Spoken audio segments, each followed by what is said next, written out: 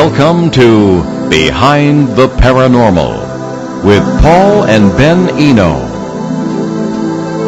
What is the goal? Does the thylacine still exist? Is there really an 8-foot swan-eating catfish in northwest England? Hello, and welcome to the 812th edition of Behind the Paranormal with Paul and Ben Eno here on WOON 1240 AM and 99.5 FM as well. I'm Ben, and those motley questions came from my co-host and partner in the paranormal and dad, Paul. Today we will bring you a distinguished guest who hasn't been with us for actually quite a few years, but we will have him on whenever he calls in, and we'll go from there. So if you have any questions today, the number is 401-766-1240. That's from anywhere, or you can email Paul behindtheparanormal.com or contact us by Facebook, Twitter, or Instagram. All right. Well, Richard just emailed from England that he is ready. Is he, though? Is he? I don't know. Okay. Ready as a teddy, he says. Well, Ben, if you could search. He has several Skype. We're coming to us via Skype, by the way. We're supposed to say that. All right. Well, just keep the people happy, and I will. Yeah, do Ben, the producer, will do his thing, and meanwhile, I will read Richard's bio here. Richard being Richard Freeman, a trained zoologist who has worked for over 400 species of animals. He is a globe-trotting full-time cryptozoologist and is the zoological director of the Center for Fortean Zoology, the world's only professional organization dedicated to searching for unknown species. He has searched for cryptids on 5 continents and has investigated creatures such as the Yeti, the Tasmanian wolf, the orang pendek, the giant anaconda, the Mongolian death worm, the almasti, the Niki Nanka, the gull, and many others. He's now planning a series of trips in search of giant man-eating crocodiles. Richard has lectured widely on cryptozoology at venues such as the Natural History Museum and the Grant Museum of Zoology in London. He has written a number of books on cryptozoology and folklore as well as horror fiction. His interest in strange creatures stems from a love of the classic Doctor Who. Richard is honored with a section in our 2017 book, Behind the Paranormal 2, Bigfoot, Mothman, and Monsters You Never Heard of. So let's, as Ben attempts to connect with our guest, let's go to a few questions that Richard was kind enough to answer. I guess he didn't have to, but he answered them in writing.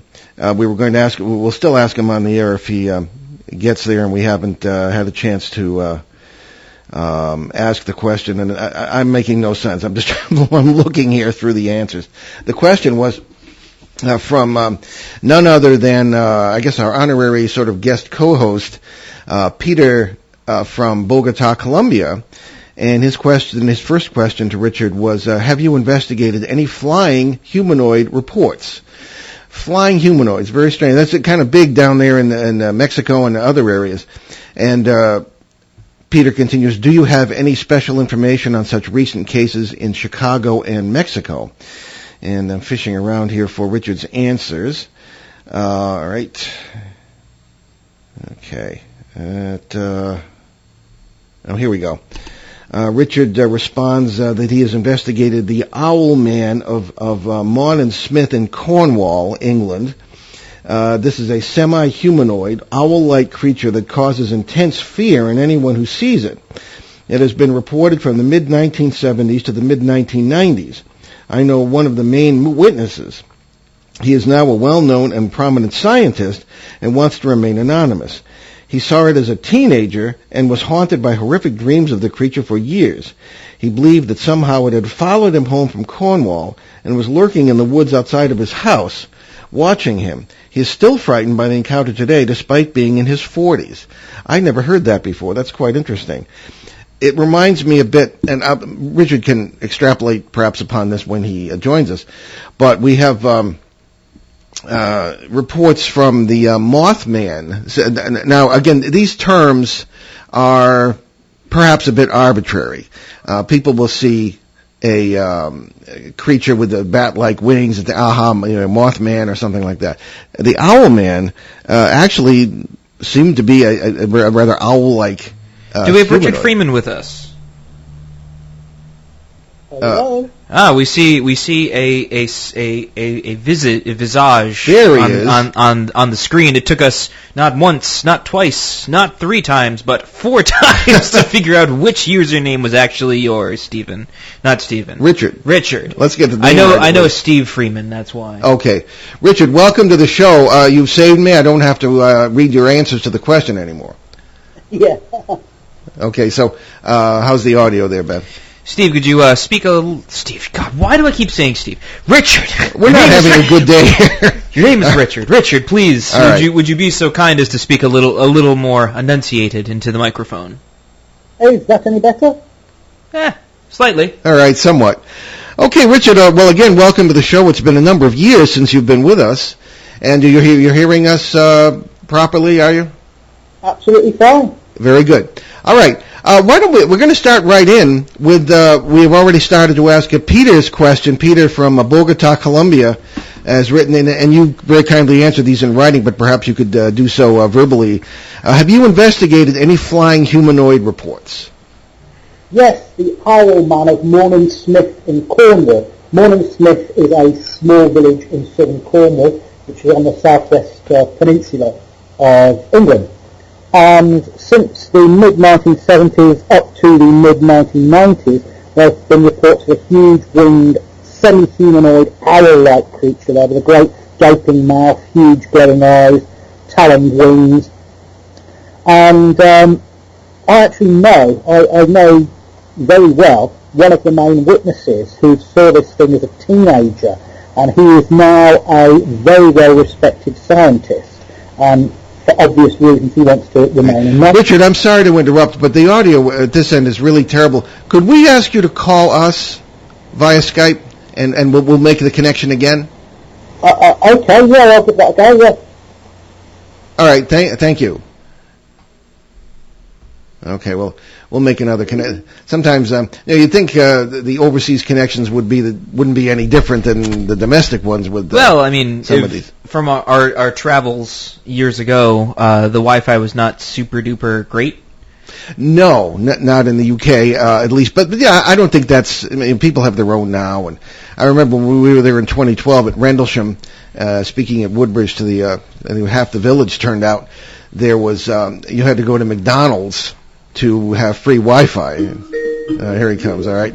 And so we'll get back to our guest and our question here as soon as we can. All right, hello, Richard. How's that then? Fine, I can hear you fine. Can you hear me? That's a little better, I think. Actually, that does sound better. Very good, very good. Okay, well... Lean in a little more. All right. If you hear anything weird in the background, it's my friend's dog. I'm house sitting and dog sitting for the weekend. Oh, I see. Okay.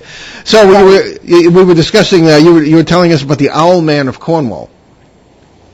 Yes, there's a little village called Morning Smith in Cornwall in the southwest of England. And ever since the mid-1970s up to the mid-1990s, there were reports of this bizarre creature, semi-humanoid, resembling a huge owl with claws on its wings and a great gaping mouth and huge glowing eyes that engendered extreme terror in those that saw it. I know one of the main witnesses who saw this thing when he was a teenager. He was walking through the woods near Morning Smith Old Church with his girlfriend one night, and he saw this thing on the branch of a tree. People have tried to explain this as a European eagle owl, which is the biggest owl in the world, but he said absolutely not. He's familiar with eagle owls. It was far larger and far more human looking. He is now a very well respected scientist, and obviously for that reason he wants to remain anonymous. But he was terrified and still is terrified of it. He said he had a feeling that it followed him home. He was on holiday at the time, and he lives in a different part of England, and he said he had the feeling that the thing had somehow followed him home and was lurking in the woods near his house, looking up at him, and he was having terrible nightmares for years about this thing. And now he's a scientist now, and he comes over as very, very sceptical. He's one of the most famous skeptics in the world, And I think this is down to the terror that this thing engendered in him, because he knows that the paranormal exists, but he doesn't want to accept it. That's very interesting, and I'm thinking back, Richard, to some of the Mothman events on this side of the ocean, and the little known stories that we have uncovered and other people have uncovered in that vicinity, which was West Virginia and Ohio in the 1960s. My understanding is that the first two couples who had the first major, well-publicized encounter with the Mothman reported that they believed that he followed them back. It followed them back to their house, and she swore it was in the backyard for half of the night, or in the nearby woods. And so it's a rather similar story. Yes, it is. Very eerily similar. He said that he had these terrible nightmares where the owl man was forcing him to hunt and kill other people with a bow and arrow. And he's still scared of it now. He's in his early 40s now, and he still gets rattled talking about it. Mm-hmm. Okay. Now, we don't have your video, but that's okay. Maybe the bandwidth is I'd rather have better audio. What is your website so that people can visit it, and maybe Ben can get it up on the screen? Can you do that, Ben? Sure. Okay. www.cfz.org.uk. Very good. Yeah, that's the Center for Fortean Zoology, right? Very good. Okay. So, the flying humanoid thing is very interesting. As I understand it, a number of our listeners in Mexico were very well aware of some of the flying humanoid events that have been reported around there, particularly around Monterey. So that's quite the interesting situation. So moving on from that, do you have any moving on with Peter's question, do you have any special information on such recent cases in Chicago and Mexico? None at all, no. Okay, well, that's a good, honest answer. All right. Peter's second question, Charles Fort, and for those who don't know, Charles Fort was a phenomenon in himself. In the early 20th century, he researched and gathered a tremendous database, non-digital, of course, in those days, of bizarre events and he did such a great job of it, and his collection was so complete that he became known as Fortean Events after him. And of course, Richard's organization that Richard works with is the Center for Fortean Zoology. So that's Charles Fort. Anyway, he talked about inexplicable rains of animals, rains of frogs, for example, literally animals and frogs falling out of the sky. Do you think there is any validity to those reports? Yes, I do. And the interesting thing about them is usually it's just one or occasionally two species that are involved. So if there's a rain of fish or frogs, it will be all of the same species. Now, if this was a natural event like a water spout, sucking these creatures up and then depositing them elsewhere, you'd have everything from the ecosystem in it. You'd have dozens of species, as well as plants and weeds and bits of stick and stuff like that. But you generally get one species. Occasionally you'll get two species of fish, but they'll be of a similar size. They're very localised, these things. So it's not water spouts, because they wouldn't be so. They'd be far more indiscriminate. Mm. How widespread are these phenomena? I mean, have they been reported all over the world? I know they have some in India that have been reported. And how recently have any been reported? I don't know when the last one was, but you hear about them fairly regularly in the pages of Fortean Times, and they've been all over the world, from Australia to Europe, South America, Asia, North America, you name it. Okay.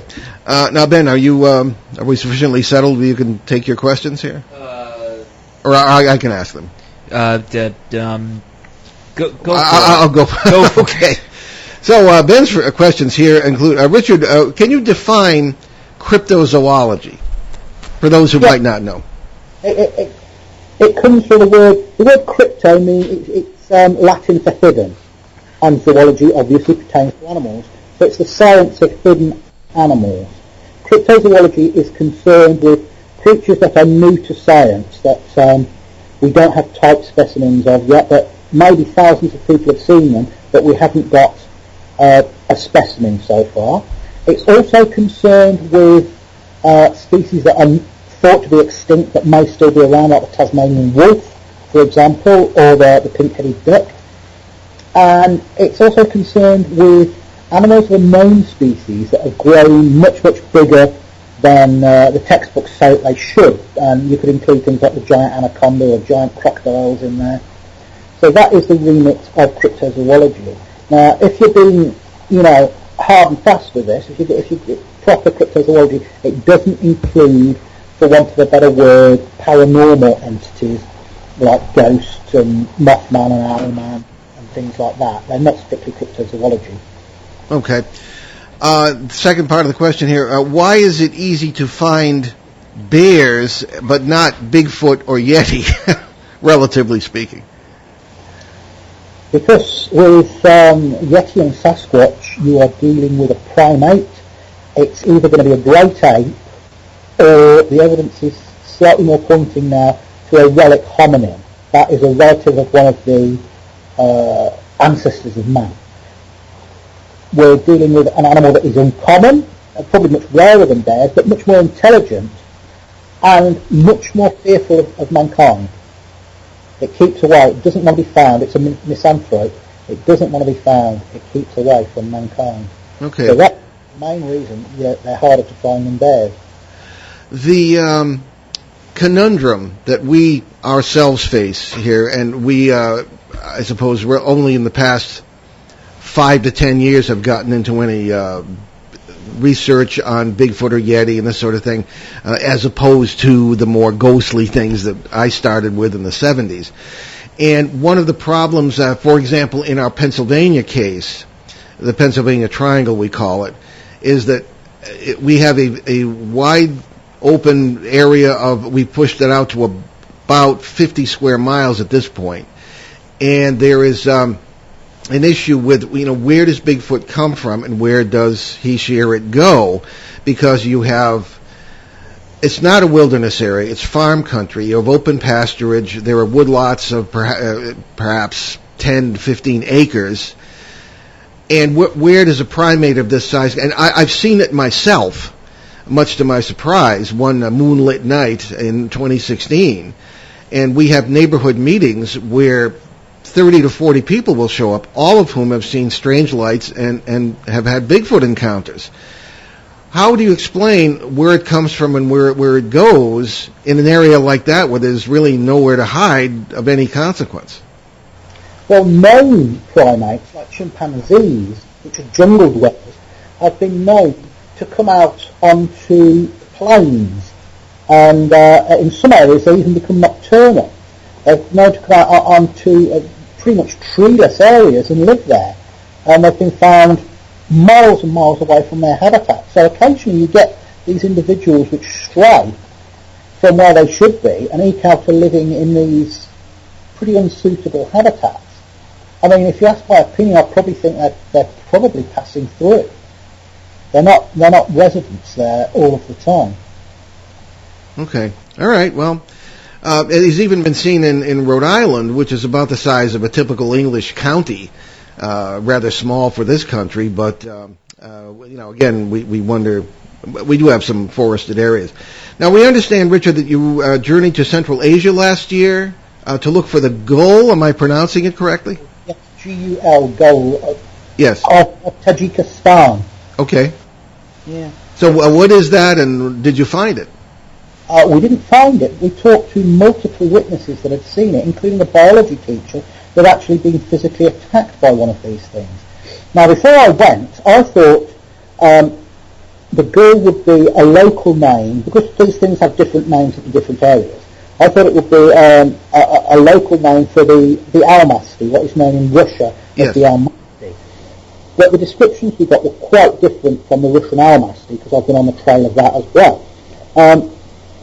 The gull stands about 5.5 feet tall, so it's not very tall, but it's very powerfully built, has long arms, a very monkey-like face. The females have long drooping breasts. They've got long unkempt hair, foul smell, and the hand structure is weird.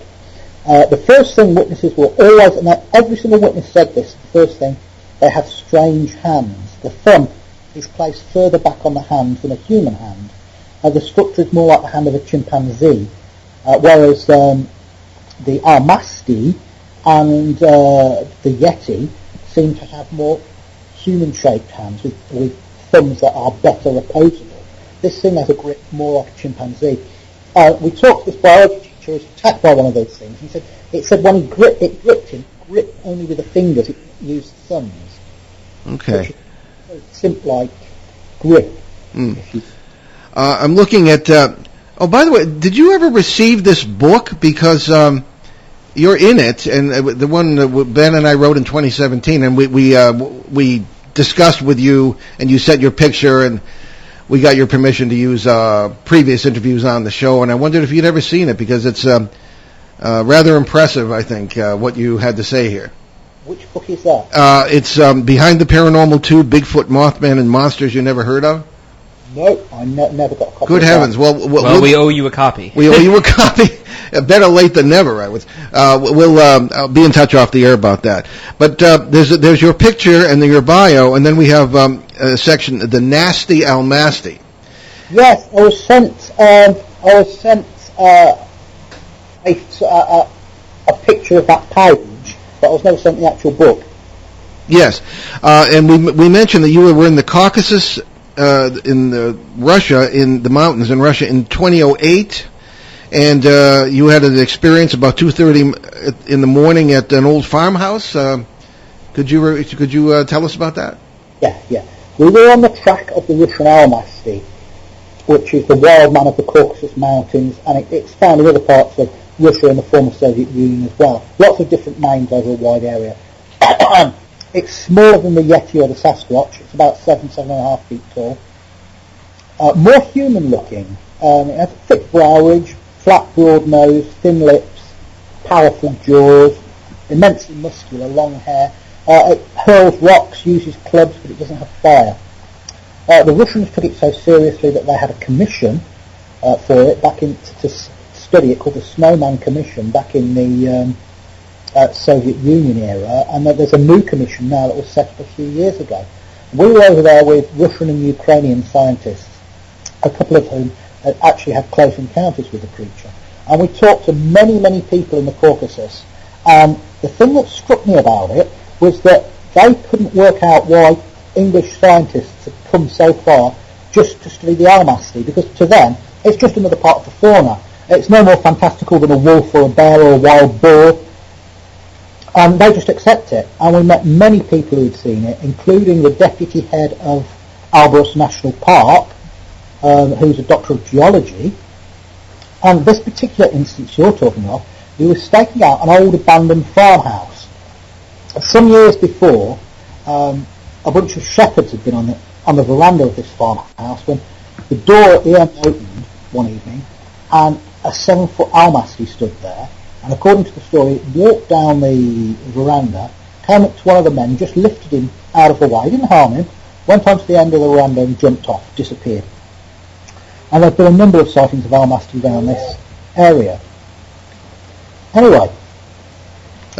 Pretty amazing. Yeah, it consisted of 3 rooms and an L-shaped veranda running around it. So we put up camera traps. And about 10 o'clock at night, I heard this twittering noise. It's like bird song, but it was in the dark. And a number of witnesses have said they've heard the Almasti make this twittering noise like a bird. Then bang, one of the camera traps flashes. It's gone off. Something's triggered it. And I thought, is that what I think it is? Anyway, nothing happens then until about 2:30 in the morning. And we go inside, it gets very cold, so we go inside one of these rooms, and we're huddled around an old stove, an old-fashioned sort of range type stove.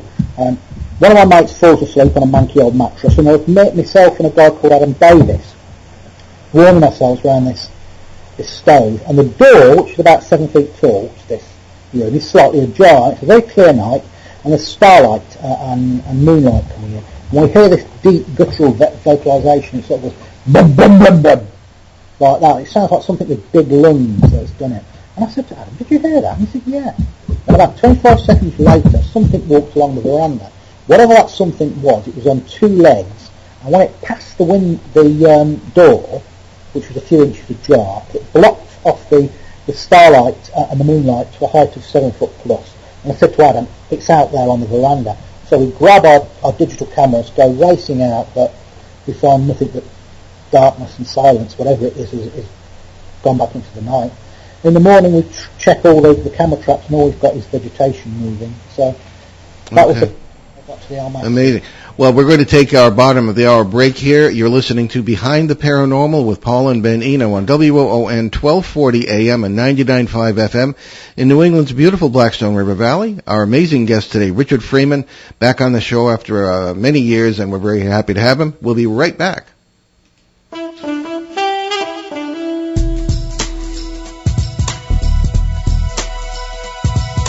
Hey there, I'm Dave Koz, inviting you to tune in this weekend to the Dave Koz Radio Show as saxophonist Jessie J takes her place in our studio guest chair. And remember, you can visit davekoz.com anytime for more information and be here this weekend for Jessie J and more on the Dave Koz Radio Show. Hi, fans of smooth jazz. The Dave Koz Radio Show can only be heard on ON, AM, and FM every Sunday, twice on Sundays, 7 a.m. to 9 a.m., and again 7 p.m. to 9 p.m. The Dave Koz Radio Show is brought to you by the Carew Investment Group. The Dave Koz Radio Show is right here on ON, AM, and FM. And welcome back. We're Behind the Paranormal today with our good friend Richard Freeman, coming to us from the UK via Skype. Audio is a little iffy, but we're getting it pretty well. And we're talking about a number of cryptozoological phenomena, creatures, and this sort of thing. Richard, let's get into lake monsters as well. I know Ben has a particular loving relationship with lake monsters. Nessie's my best friend. Yeah, so he always, when he was little, he always wanted me to take him to Inverness, as if, Nessie would come up and shake his fin or something. I also, for some reason, thought Scotland was like a 5-minute drive. I don't really know why. Not quite. Anyway, British lakes are known for being glacial and also having the occasional monster. We have a report from some years ago, actually 1968, of a creature in Loch Nahuin in Galway, Ireland, Western Ireland. And the Coyne family at one point, where they were farmers, they were observing a very strange long-necked creature of the kind you'd commonly associate with the tales of lake monsters. Only this one didn't seem to have any eyes, according to the report. And I'm wondering if this is true, what your opinions might be on the origins of some of these lake monsters. They're commonly assumed to be holdovers from some prehistoric period or some plesiosaur, things of that kind. But is it possible, if this thing is true about having no eyes, it might have come up from the depths of the earth somewhere and come up through underground rivers or whatever, and because it's known that many subterranean aquatic creatures don't have any eyes because it's totally dark and they don't need them, and they've evolved out of them. What are your thoughts on that? I think they probably thought it hadn't any eyes because they couldn't see them, rather than the creature not having any eyes. In Ireland, these things are called horse eels, and with good reason, because most of the descriptions are of immensely big eels. There's one from Loch Ada, where a woman called, a librarian from Clifton called Georgina Carberry, and said of her friend sort of thing, she said had shark-like jaws and this great writhing body, and it scared her so badly she wouldn't return to the lake for years and years, and then never at night. She was interviewed by the legendary monster hunter Ted Holliday, and he noted how utterly terrified she was. And back in the 19th century, there was a case of one of these things getting jammed in a culvert, this huge, about 30 feet long eel, and the local people were so terrified they had the blacksmith forge a harpoon to try and kill it, but a flash flood washed it away. But Loch Ness as well and Loch Morar, I think what we're dealing with is an immensely big eel. The European eel lives in fresh water, and when it gets ready to breed, it goes out to the Atlantic, to the Sargasso Sea, where it breeds and dies, and the babies, the elvers is less the building, they follow scent trails back to the ancestral waters, and the system goes around again. But occasionally, so the theory goes, you get a sterile eel. It has no impetus to go into salt water to breed. and it stays in freshwater, getting bigger and bigger and older. In 2004, at Loch Ness, a bunch of Canadian tourists said that they saw an eel 25 feet long in the shallows at Loch Ness. And in 1907, there was a very interesting case from Drewston House in Ireland. Next to Drewston House, on the Drewston estate, was a couple of lakes, and the local people said they would never go there because they were inhabited by monsters. And it was owned by a family called the McDowell. And he came home on leave, and he found that the shepherd, the farmer, had shot a couple of feral dogs who were killing the sheep. Well, sorry, he hadn't shot them, he poisoned them, he killed them with poison, because they were attacking the sheep. And the bodies were left down by this lake overnight. He could dispose of them in the morning. But when they came back, they found the bodies had been fed on by two immense eels, and both of these eels were now dead from the poison they consumed. One of them was 12 feet long, and the other was 10 feet long. And apparently these things were photographed on the steps of Drewston House with the family and the servants all around them. And this was framed, and people remember seeing it as late as the 1950s. But Drewston House is now sort of a missionary centre, and the McVeigh family emigrated to Australia. So whether this photograph is still in existence, I don't know. I'm trying to get hold of information on it at the minute. The guy that runs Drewston House heard the story, but he'd never seen the photograph, and he don't know where the descendants of the McVeighs are. All right, what about that lovable Asian critter known as the orang pendek? You have researched that as well. Yes, perhaps more than any other cryptid. The orang pendek is the one I'm most linked with. I've been over there 5 times now. The orang pendek is a short, about 3 to 5 feet tall, upright walking ape, very powerfully built, generally with dark grey or black hair. Walks upright, lives on the forest floor, and it's been reported ever since the days of the first Dutch colonists there. I've been over there 5 times now to Kerinci Sablat National Park in the west of Sumatra, especially around a place called Gunung Tujuh, the Lake of Seven Peaks, which is a big lake in a caldera of an extinct volcano. I've seen the creature's footprints, I've seen its handprints, and I've heard it calling in the forest. I used to be a zookeeper, and I'm familiar with the footprints of all apes in all kinds of mediums. This is very different. There's a very human-looking heel, an offset big toe that is semi-prehensile, and then 4 toes at the front. We found hair over there, and it was examined by Lars Thomas from the University of Copenhagen, who is an expert in mammal hair, and he said it is related to but distinct from the Sumatran orangutan, and that he's forced to acknowledge that there's a large unknown primate in Sumatra. My friend Adam Davis and our guide, the late Sahar Dimas, both saw the creature squatting in a tree, and then it climbed down and walked away on its hind legs like a man. Now, I think it's a ground-dwelling species of orangutan. We already know that there's 3 known species of orangutan. There's the Sumatran orangutan, the Bornean orangutan, and the Tapanuli orangutan, also in Sumatra, only identified a couple of years ago.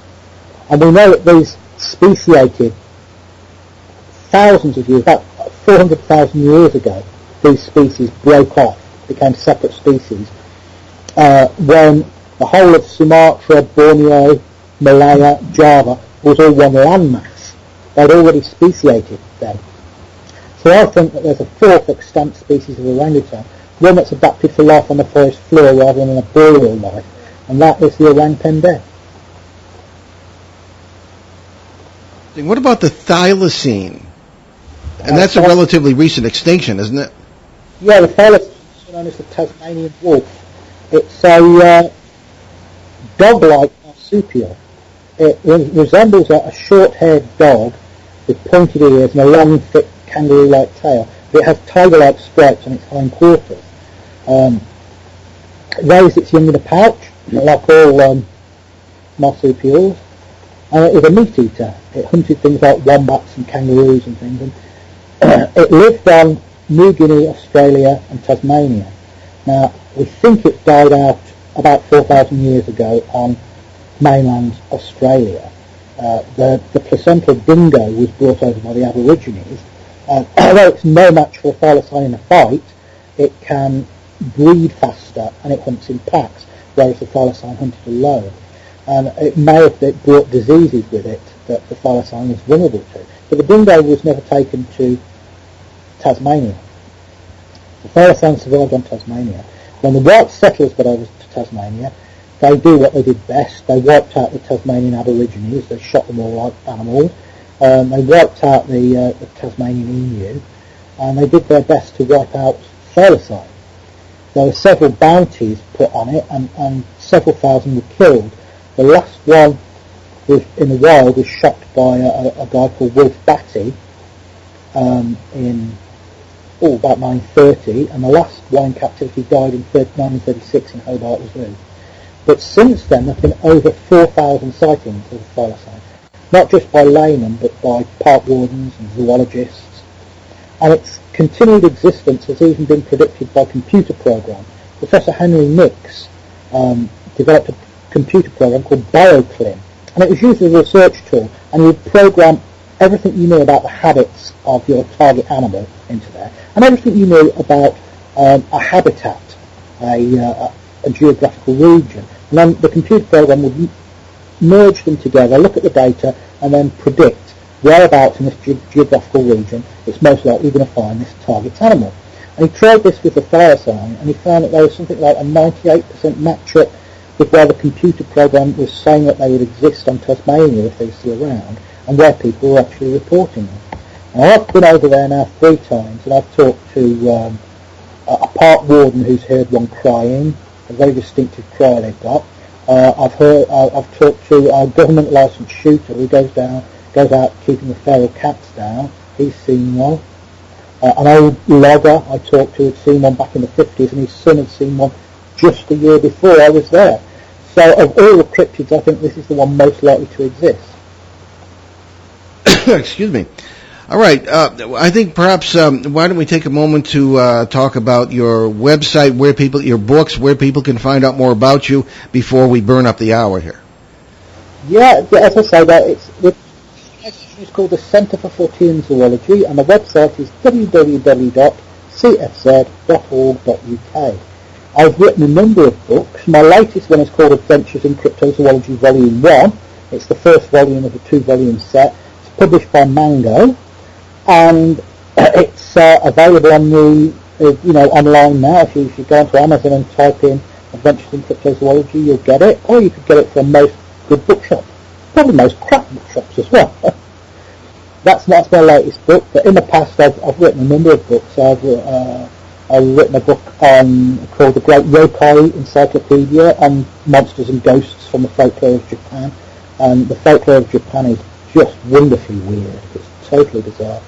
I've written a book called Dragons More Than a Myth that looks at dragon legends all over the world and examines what might be behind them, and then could dragons actually exist, and if so, what they are. And I've written a number of horror fiction as well, a couple of collections of horror fiction. Green Unpleasant Land, which is horror stories based on British folklore. Yes, I love the horror genre, but I think zombies and vampires have been done to death, and there are much scarier monsters about.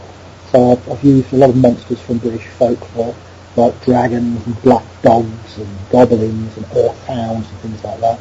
Then I wrote another one called Hierarchy Monogatari, which is a similar idea, but using Japanese folklore, and the monsters from there, which, as I mentioned, are really, really bizarre.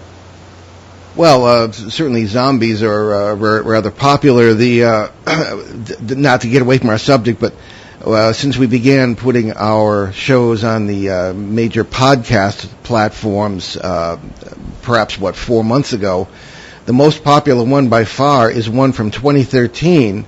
With a woman who was talking about her research into zombies, the cultural implications, things of that kind.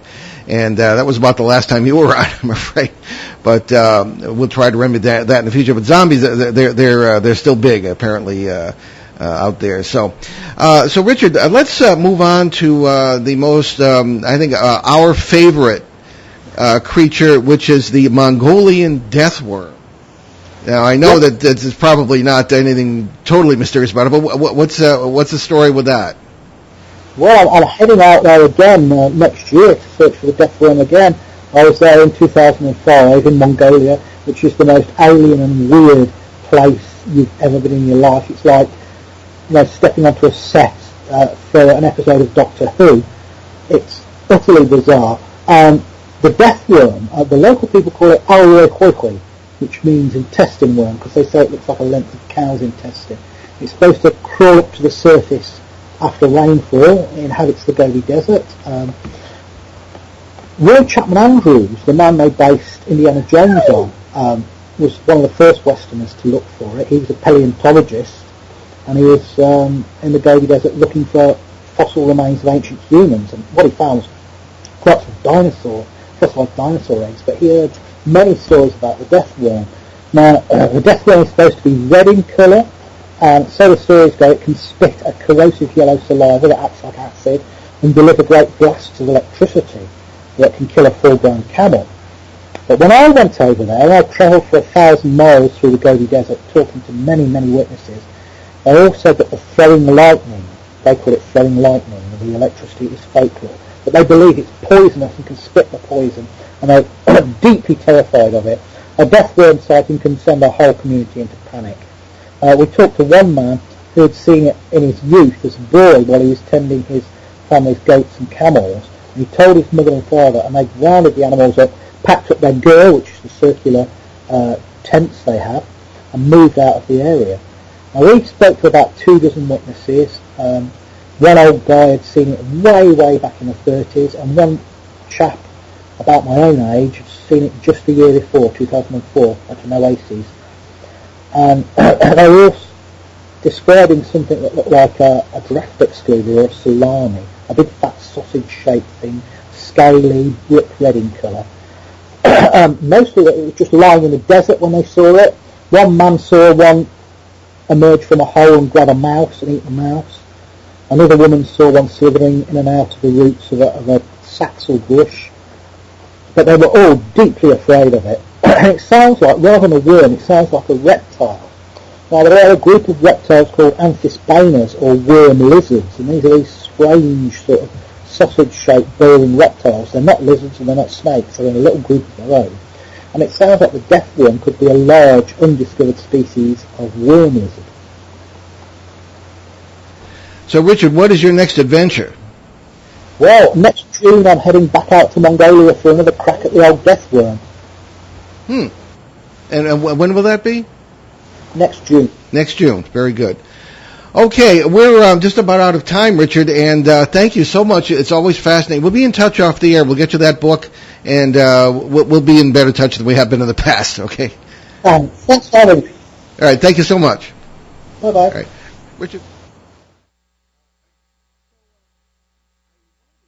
Richard, perhaps next time there's more time for it, but he seems to be a very down-to-earth, feet-on-the-ground zoologist. I mean, he's as you heard, he has been a zookeeper, things of this kind, and he might not be as out there as we and some of our colleagues are as far as what the origins of these creatures may be. He doesn't seem to get into the multiverse at all, and that's fine. He may be very well. He may be correct on that, and we respect that. But I just noticed that. What do you think, Ben, on some of that? I mean, just I don't know, the issue of coming and going in areas where it's highly populated for a creature the size of Bigfoot not being seen. I don't know. Well, I'm open to the idea of camouflage, right? So it's really interesting when you walk around in nature for long periods of time. Say you're going on a hike or something. You don't really see too much wildlife. You might, especially if you follow trails, even if you get off trails, you'll notice. You'll hear, maybe see a few birds, but you don't really see anything else. Maybe if you're paying attention, you might see like a lone deer or something like that wandering around. But most animals have gotten by living in and around humans without being noticed for a very long period of time. And as a good friend of ours, Andy Kitt, kind of explained to me, if we don't expect to see it, we probably won't.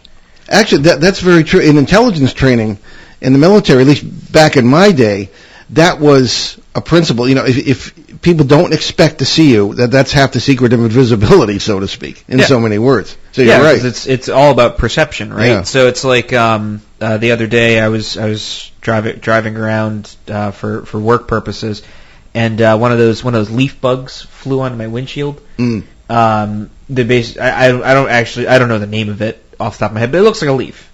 Like you look at it first glance, like, oh, it's a leaf that's on my windshield, but then it's you see a mimic. and then you see it kind of wandering around, and it's like, oh, it's a little bug. It stayed on my windshield for a very long time, actually, and it's interesting because it's one of those things you just don't really expect to see it, and I'm totally open to that idea of Bigfoot or some of these other creatures in existence that kind of have more naturally elements than supernatural, if that makes sense. Because some cryptids seem more natural, like they kind of, that you could see them existing in nature, and then others like Mothman and stuff like that are just like really kind of out there. They're a little too out there to be something naturally occurring, if that makes sense. It does make sense. In the same book in which we feature Richard Freeman, we have lots of info from our good friend Linda Godfrey, who is probably in America, certainly the leading expert probably on canine cryptids. And there was, we have had some fascinating discussions with Linda about that. And she herself was saying that she was down in the Big Thicket area of Texas, which is where one of our new cases for, I guess you might call it a flap area, is kind of trying to get started. And she was making, it was the Monster Hunters TV show, which I think was on the, was it the Discovery Channel or the History Channel? Monster Hunters? That was History Channel, I believe. Okay. And she was filming down there with the crew, and they had, naturally these things don't walk right into the camera, but they turned a light. They heard something in the thicket, because it's not called Big Thicket for nothing, and they turned the light, and they just see the back of what appeared to be a wolf-like creature standing up and walking away. And, of course, naturally, they didn't catch it on camera. Just like I didn't get Bigfoot that time when I saw it. But it was really quite a remarkable experience for Linda, and an example that these things are very difficult to find. One of the... when you get into creatures that really don't have names, and there's a picture of one in my book that just came out a few weeks ago, Dancing Past the Graveyard, Poltergeists, Parasites, Parallel Worlds, and God, which I've been presenting a lot on lately. There's a picture in there of that was submitted to us anonymously of a creature taken in a Connecticut house with a security camera.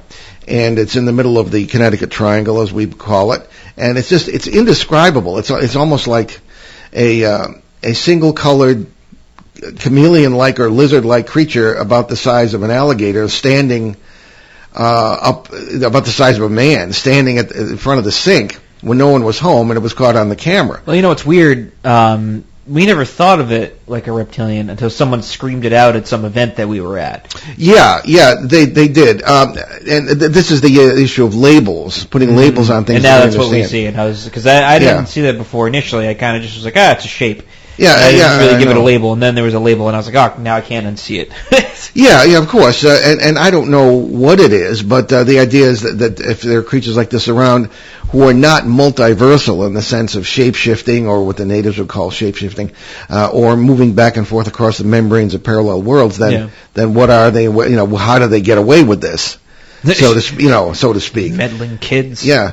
Well, and then there's the issue of simply complete camouflage. That would be an explanation. It would be perhaps more acceptable to some people than the multiverse explanation. Simply being able to blend into the foliage.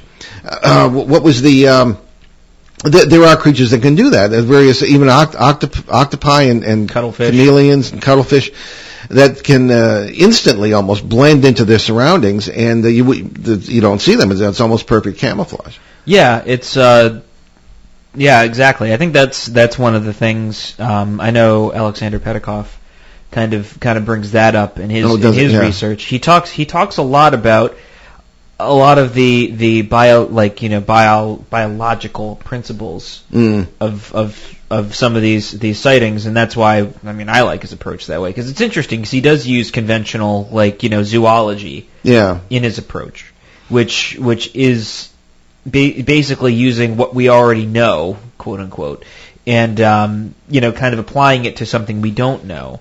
Like some animals can emit low frequency sound waves to scare off predators and whatever alike, or stuff in that realm, which may or may not be sort of used by Bigfoot and whatnot. But I think something that should be. But it doesn't mean they can't be multiversal either. Yeah, and the explanation is good, but I don't know if it goes far enough. And, for example, even if... All right, my own sighting, okay? Yeah. September 16th, 2016, field in Pennsylvania. Occupied, it wasn't built up. It's farm country. The very kind of country that we described to Richard when he was on a few minutes ago. I saw it through a cold window of my truck. I took a shot with an infrared camera. Naturally, no heat signatures, so no image. I got out. Your mother called on the phone. They were talking about timing, and it was gone. All right, but I saw it very clearly in the moonlight only a minute before. Could it have blended into this out of some sort of fear, maybe of me getting out of the truck? That's a possibility. But even if there is the perfect camouflage capability like that, there would still be scat, droppings. There would still be bodies, presumably, at least now and then. There would be hair samples, which there are now and then, but not to the point that would live up to the breeding population that would be required. Not at in all. This area. So I think there may be natural capabilities as well. One of the other things that comes up with Bigfoot and Yeti is the whole idea of the terrible smell that's often associated with them. My opinion is that you have that's a defense mechanism such as a skunk would use. And that they don't always smell terrible. It's just when they're alarmed, perhaps. Well, I think one of the things to keep in mind is maybe biological science just isn't up to explaining these things just yet. I think you're right. I think that how we kind of learn about the world around us is through assumptions that we've learned, decades, centuries ago, and we kind of just take that and apply it. And put labels on things according to that paradigm. Well, and another thing that is interesting is it's similar to physics. The study of physics isn't new, but a lot of the modern approaches are only 50, 60 years old. And one of the interesting things about physics is a lot of it is, for lack of better words, made up. They kind of create models and put them into place and then test them. Yeah, to plug holes. Pretty much. Yeah. And if it works, cool. It's a legitimate way to do it, and sometimes it works out. Exactly. Not always. Yeah. But most other sciences do the same thing. Yeah. Where they kind of have some sort of baseline and kind of make up something. If it works, it works. If it doesn't, it doesn't. Yeah. We probably ought to move on to our announcements. We should. I had a great time yesterday on my ancestral turf, speaking at the Wood Memorial Library in South Windsor, Connecticut, about my new book that I just mentioned. And many thanks to Cindy and the other folks there, sponsored by the Book Club on the Go in East Windsor Hills. It was a great day. Yeah. So Thursday, October 3rd at 6:30 p.m. we'll be back for a presentation at the Blackstone Public Library on 86 Main Street in Blackstone, Massachusetts, right here in our home listening area. Please call 508-883-1931 for information. And next Friday, that is Friday, October 4th, begins the 2-day Greater New England UFO Conference. That's Columbus Day. Wait, is that really this coming weekend? Time flies when having fun. Really? I always thought it was the second week. Huh, I guess not. Because Columbus Day is the... Really? Yeah. Oh, wow. Huh. Look at that. So it's already coming up. Too much too soon. Yeah, I know. I looked at the calendar. I was like, for some reason, I always thought it was the second week of we look forward to that event. We do look forward to that event. So that's the Greater New England UFO Conference. That's Columbus Day weekend at City Hall, Leominster, Massachusetts. Along with ourselves, speakers will include Calvin Parker, eyewitness to the Pascagoula UFO incidents of 1973, Roxy Zwicker, William J. Hall, Jimmy Pentanito, Alexander Petikoff, Dave McCullough, Ronnie LeBlanc, Cheryl Costa, Mike Stevens, and Dennis Stone. And once again, the Friday section of the event will be Bigfoot Night, and we will speak on Bigfoot and UFOs, the most extreme cases in New England and beyond. Visit newenglandufo.com for the ticket link. And we're just about done. Next week we have Dr. Joseph Gallenberger to look at practical applications for psychokinesis. So I'm Paul Eno. And I'm Ben Eno. And thanks for joining us on our great cosmic journey, and we shall see you next time. Return to this radio frequency 167 hours from now for another edition.